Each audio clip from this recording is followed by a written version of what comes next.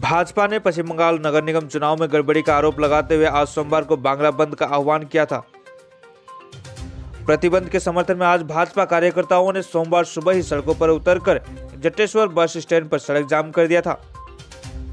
हालांकि पुलिस प्रशासन ने आम लोगों को परेशानी न हो इसलिए जल्द से जल्द अवरोध को खत्म किया। दूसरी ओर प्रतिबंध को विफल करने के लिए तृणमूल कार्यकर्ताएं सड़क पर उतर आए, जिसके बाद दोनों पक्षों के बीच जबरदस्त तनाव पैदा हो गया था। लेकिन बाद में पुलिस की सक्रियता से स्थिति सामान्य हो गई। तनाव को कम करने के लिए पुलिस प्रशासन इलाके में गश्त करता नजर आया।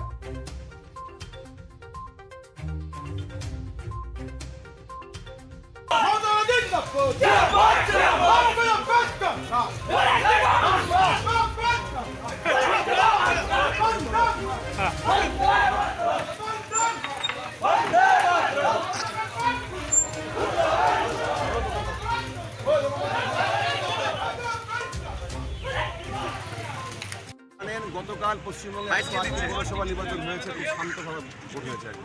আচ্ছা, কিন্তু হঠাৎ করে কোনো ইস্যু নেই বিজেপির কাছে, তারা হঠাৎ করে বলছে আগামীকাল 24 জনে বাংলা বন্ধ। জানেন যে বন্ধ দেখে অলরেডি পশ্চিমবঙ্গের 12টা বাজিয়ে দিয়েছিল সিপিএম, তাই আজকে আমরা তৃণমূল কংগ্রেস এই বন্ধের বিরোধিতা করছি। আমরা রাস্তায় নেমেছি, জটেশ্বরে আপনারা দেখতে পাচ্ছেন মানুষ কোনো সমর্থন করছে না। 4-5 জন লোক নিয়ে এরা বেরিয়েছে, এরা দোকানপাট বন্ধ করার চেষ্টা করতেছেন। আমরা তৃণমূল কংগ্রেসের তীব্র বিরোধিতা করছি। যে গাড়ি আমরা নিজের দাঁড়িয়ে থেকে সেই গাড়ি আমরা চালু করে দিয়েছি।